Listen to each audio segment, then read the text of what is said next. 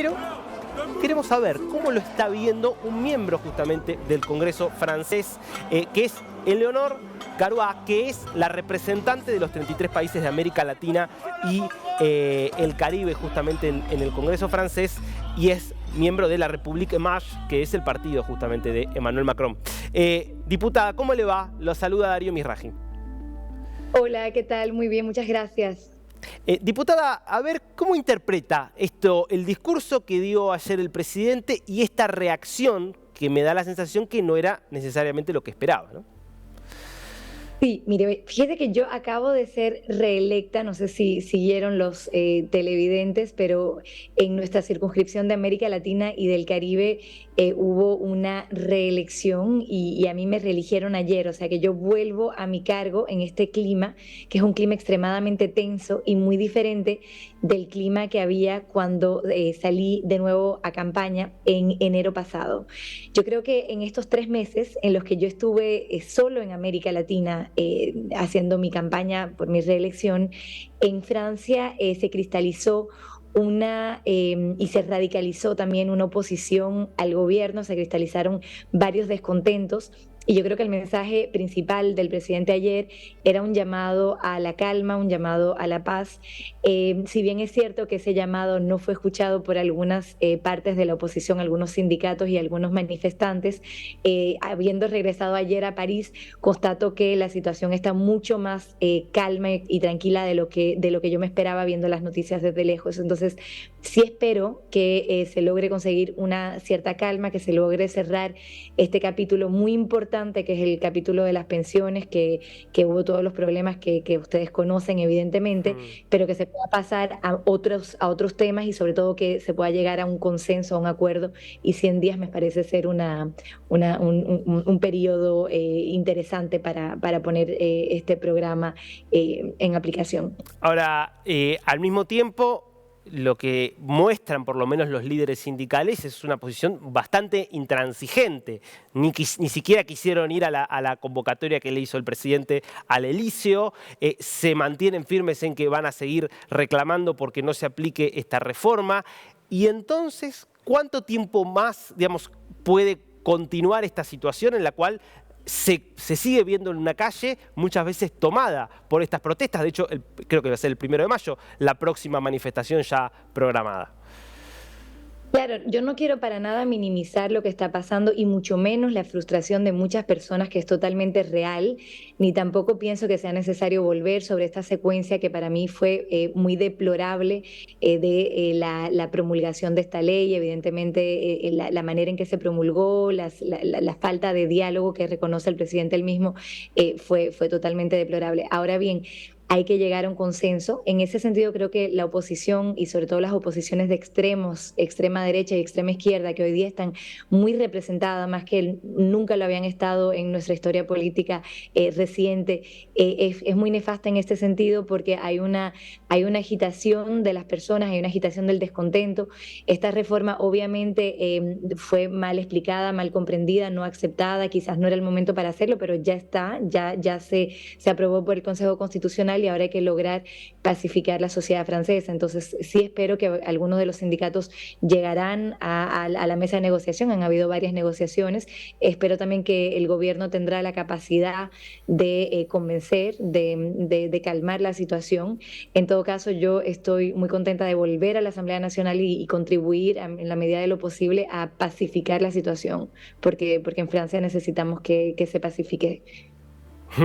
Ahora, no es la primera vez que le pasa a lo largo de los ya 6 años van a ser de gobierno de Macron, que tiene algún tipo de dificultad respecto del diálogo, de negociar, y que muchas veces genera en su forma, en su estilo de hablar, cierta sensación de que, bueno, a veces algunos lo acusan de que se siente más un monarca que un presidente. ¿Cree que esto puede ser revisado por el propio presidente o ya es un rasgo de su forma de gobernar? No, yo pienso que este tipo de manifestaciones las hubo evidentemente contra Macron, pero las hubo también contra Chirac, las hubo también contra Sarkozy, las hubo contra Hollande, en realidad contra cada uno de los presidentes de la Quinta República y también en la historia, a lo largo de la historia de Francia. Usted mencionaba la Revolución Francesa hace poco, o sea, yo creo que en Francia muchas de las reformas, muchos de los avances y de los retrocesos también se han logrado con este tipo de radicalización, desgraciadamente. Yo realmente encuentro que es un gran desgaste de energía y una falta de diálogo, pero no creo que sea simplemente debido a la personalidad del presidente actual. Lo cierto es que muchas personas le reprochan su forma de ser o quizás una cierta actitud que usted mencionaba, pero no creo que esa sea la causa. Yo creo que aquí estamos frente a un tema que es un tema que siempre ha suscitado mucha protesta, que es el tema de la jubilación, que de cierto modo fue mal entendido, mal explicado y también hay una manera, el tiempo calendario en el que se inició esta reforma que quizás no era el tiempo ideal, también obviamente la manera en que al final la reforma se adoptó con este instrumento constitucional, pero que fue percibido por muchas personas legítimamente como algo un poco, digamos, monárquico, que fue imponer al final esta ley con el 49.3. Claro. Pero dicho todo, no creo que haya algo imposible dentro de la personalidad del presidente actual y no creo que estemos frente a alguna novedad. Desgraciadamente, creo que en Francia hemos pasado por muchas crisis similares. Ahora me pongo desde la otra perspectiva, desde la perspectiva del presidente, del edilicio. La verdad es que la reforma suena razonable, ¿no? Subir de 62 a 64 años la edad de retiro, teniendo en cuenta el aumento de la expectativa de vida, teniendo en cuenta el descenso en muchos casos de la tasa de natalidad, de la necesidad de que haya cuentas que sean equilibradas, pensando que Uruguay está aprobando ahora una reforma que lo sube a 65, es decir, ni siquiera es que se sube a un nivel tan alto. ¿Por qué tanto enojo por una reforma que, insisto, la sensación es que es un poco de sentido común? Bueno, sí, eso lo dice usted desde América Latina y muchas personas, muchos franceses, de hecho, en América Latina, que son quienes yo represento en la Asamblea Nacional, piensan como usted.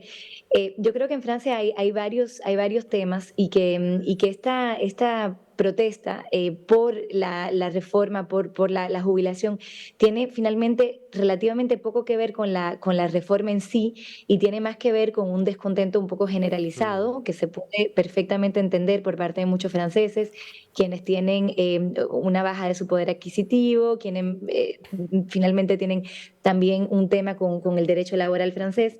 Por eso creo que es bueno que pasemos a una nueva secuencia, que pasemos también a reformar justamente el derecho laboral francés. Por primera vez en décadas estamos en una tasa de desempleo extremadamente baja, o sea, hoy día en Francia casi todo el mundo tiene trabajo. Ahora la pregunta es qué tipo de trabajo, hasta cuándo, qué tanto pueden trabajar las personas más mayores, porque esto realmente es uno de los temas de frustración, es que se extiende la edad para partir a pensionarse, pero al fin y al cabo muchas personas no tienen la posibilidad de seguir trabajando porque la tasa de desempleo de esa categoría de personas es más elevada.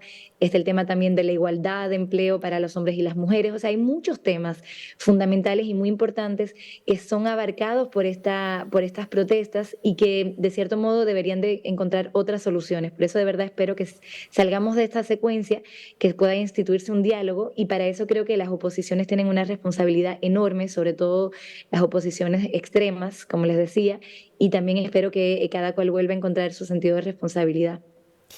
Diputada Cárvas, muchísimas gracias por este tiempo con DNews. Gracias a usted.